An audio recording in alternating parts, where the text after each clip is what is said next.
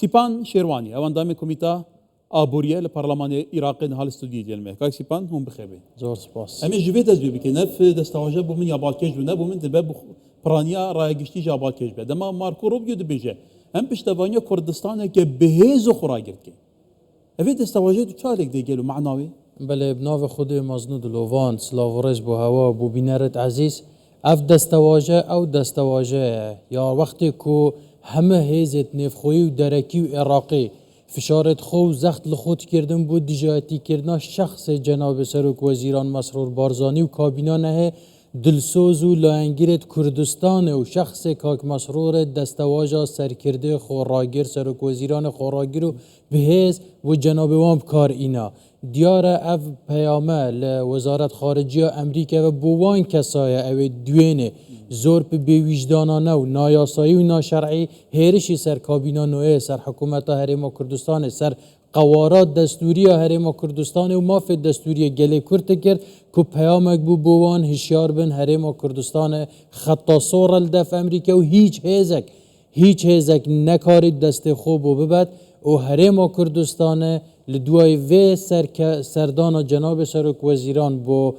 ولایت یکگرتیت امریکا در کفت کو هرم کردستان او پاری کچکنیه که هر قلق بشید بخود الا هر کسک سنوری خوب هند بزانن مرحله کن نو دست بو جیانا هرم کردستان بگشتی لروانگه پیوندید گر امریکا و پیوندید سیاسی و استراتژی و سربازی و آبوری و افدم سرک وزیران جدی به جدی پیوندید مد گل واشنطن ده چارچوبه بیاوه سربازیدانی نه بلکه بیاوه گشه پیدانا جرخانه و زه آبوری گلک بیاوندین جیل خود دیگره که واتا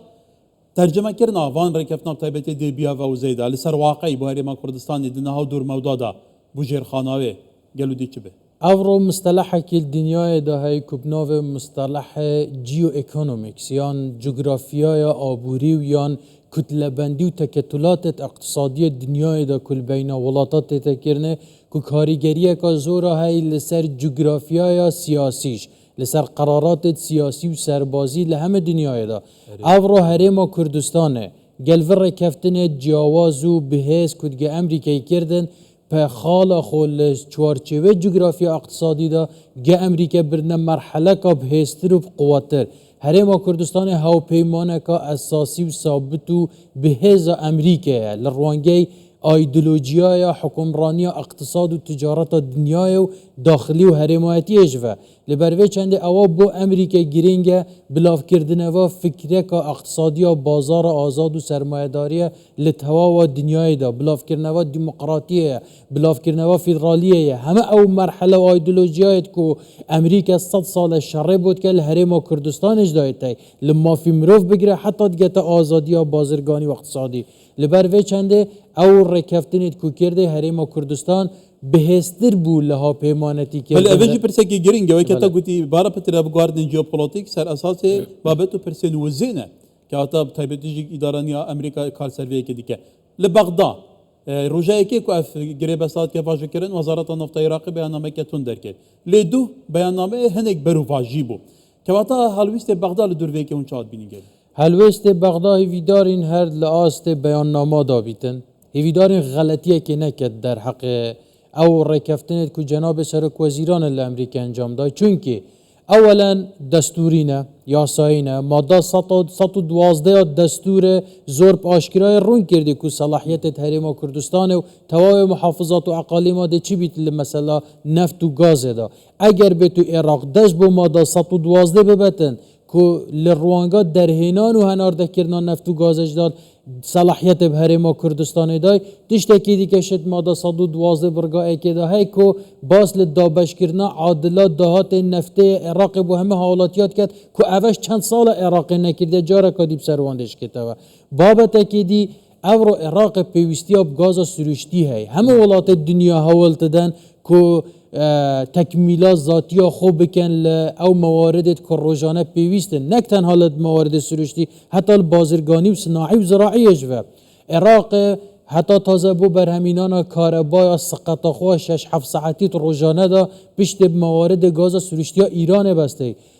اداره ترامپ سنوره که بودانا و هیچ نیوه کردنه و کرین گازل ایران نمایه حکومت عراق وزارت کهربا و پارلمان عراقش اعتراف کرده که تندترین هاویند میجویا پشتی 2003 دا چاوره عراقت که چونکی نشد گازا سروشتیل ایران بکره و گاز برم بینی لبر وی چنده ما توقع کر حکومت عراق یک جار با عقلانه فکر کته و بیت خود اول هرما کردستان بکه که گازا سروشتی آوه کنه بدیلک با گازا ایرانه و لداخلی دا خود گازا عراق بکار بینه و با کهربا عراق و هرما کردستانه بله اقلیت که فاشل ظالم دیجه کرد یه سر هنده کسادا حاضرن ملت خوب به کهربا بکن بس بلا گاز لهرما کردستان وکی کو نفتار ما کردستان جنایت کشاندن به میلیارد دلار زمان کردی مانگانه میلیارد دلار ضرر روانه سیپان تو زانی جی کو مکابه تو پرزگری کن جدیان هولیر بغداد تو باش هایداری گلی جارا ما سروینی قاش کریه كواتا بالبشتي كرنا ولاتي كزلهزي وكو امريكا كو حتى فيغا في باندوريال سر عراقي اصلا كلي لا قاصه عراقي لامريكا كواتا اف بوا وكونو نرين كردان تاچان دسكفتي كي پشتوانه كي كونكريتيه كل بغداد جديتر هن اسرائيل سر ما في دستوريين خلق كردستان زاني ام 100 ساله امريكا يكل جمسرت قوات سياسي واقتصادي وسربازي العالم بشتي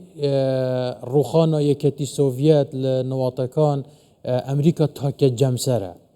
خصوصا پیشکفتنا تکنولوژیای لسالت رابردود و جیل پنجه و تکنولوژیای نیو کوهاتی و زیرکی دست کرد و مراحل نیو تکنولوژیای جارکی دیش پیگه امریکای لدنیای دا بهستر کرد امریکا او ولات که قصه کرد الى قصه و بی هر گاوا امریکا آخفت الى همه ولات بدنگ بند هیچ ولاته که جرعتا هند نبوه دجاتی و رکابری امریکا بکرد